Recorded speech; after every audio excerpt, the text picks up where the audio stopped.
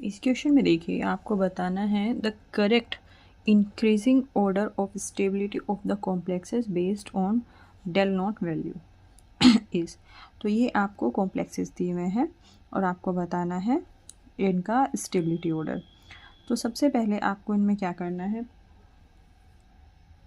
तो आप stability order कैसे निकालेंगे। देखिए स्टेबिलिटी ऑर्डर आप निकालेंगे, स्टेबिलिटी प्रोपोर्शनल किसकी होगी, स्टेबिलिटी प्रोपोर्शनल होगी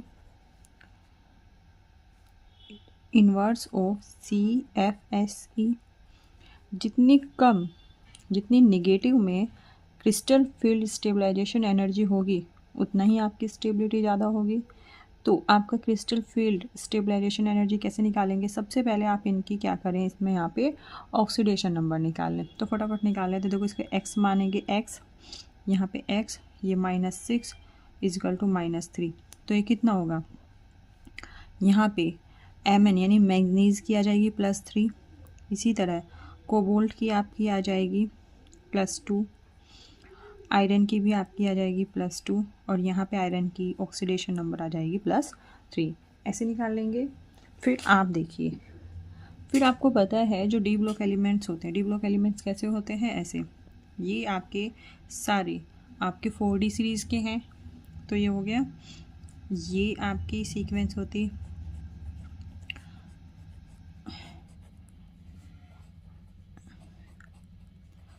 इसको कैसे याद करना है, SC तिवारी वो कार में फिर से नहीं क्यों, और फिर है जाता, जाता के लिए ZN यानी जिंक। इसका होता है 21, 22 और यहाँ पे 30 तक होता है ये ऐसे, 23, 24, 25, 26, 27, 28, 29 एंड 30। ओके। और इनके आउटर मोस्ट कैसा होता है, वो भी ऐसे D1, 4s2, यहाँ पे D2, 4s2 सब में कॉमन है, ठीक है। यहाँ पे D3, लेकिन इसमें क्या है D5s1, इसमें है D5s2, ये आपका क्या D6s2, फिर D7, D8s2, D9, तो यहाँ पे D10 होता है और S1 होता है, और ये D10 और S2 होता है। ये जहाँ जहाँ D है ना, इसका मतलब है 3D और S का मतलब है आपका 4s। जहाँ मैंने S मेंशन नहीं किया है वो अंडरस्टूड है कि वो वहाँ पे 4s2 है, ठीक है। अब मेरे कौन से हैं, मेरा है मैंगनीज। मैंगनीज की मेरी ऑक्सीडेशन नंबर आई आपकी +3, यानी कि पहले 2 इलेक्ट्रॉन इसमें से रिमूव हो गए, एक इसमें, ये हो जाएगा आपका D4। तो यहाँ पे D4 होगा। इसी तरह कोबाल्ट, कोबाल्ट का मेरा है +2, तो यहाँ पे D7, इसके S2, ये 2 इलेक्ट्रॉन जाएंगे और इसमें कितना बटेगा, कोबाल्ट +2 बनेगा आपका 7, D7। फिर आपका है आयरन, आयरन में एक में तो +2 है, जब +2 होगा तो D6 होगा, और जब +3 होगा तो D5 होगा, ठीक है। +2 होगा तो ये वाले इलेक्ट्रॉन जाएंगे और +3 होगा तो 2 और 1 इसमें से चल जाएगा तो बचेगा D5। तो अब मैं इसको लिख लेती हूँ। कोबाल्ट का मेरा +2 है, कोबाल्ट का मेरा था D7, आयरन का मेरा +2 है, +2 के लिए D6 और +3 के लिए आपका बन जाएगा D5। अब आपको एक बात ध्यान रखनी है कि जो साइनाइड आयन है ये स्ट्रॉन्ग फील्ड लिगेंड है, इसका मतलब ये पेयरिंग पहले ही करा देगा। अब आपको इनकी क्या बना लेते हैं, डायग्राम बना लेते हैं। कैसे, क्रिस्टल फील्ड स्टेबलाइजेशन एनर्जी कैसे निकालेंगे, पहले आप मैंगनीज़ का निकालिए, ठीक है। मैंगनीज़ का आपका D4 है, कैसे स्प्लिट होता है, और सिंस 6 है तो ऑक्टाहेड्रल कॉम्प्लेक्स है, तो ऑक्टाहेड्रल कॉम्प्लेक्स कैसे स्प्लिट होता है, देखिए 2 Eg आपके ऊपर जाएंगे, Eg ऑर्बिटल, और 3 आपके जाएंगे T2G नीचे इस तरह से होगा। तो इसमें 4 इलेक्ट्रॉन आपको फिल करने हैं, तो ऐसे करेंगे 1, 2, 3 और 4, क्योंकि साइनाइड आपका स्ट्रॉन्ग फील्ड लिगेंड है तो ऊपर नहीं जाएगा 4th इलेक्ट्रॉन, नीचे ही पेयर करेगा। फिर आपका है D7, D7 को भी ऐसे कर लो, D7 के लिए भी ऐसे ही कर लेते हैं।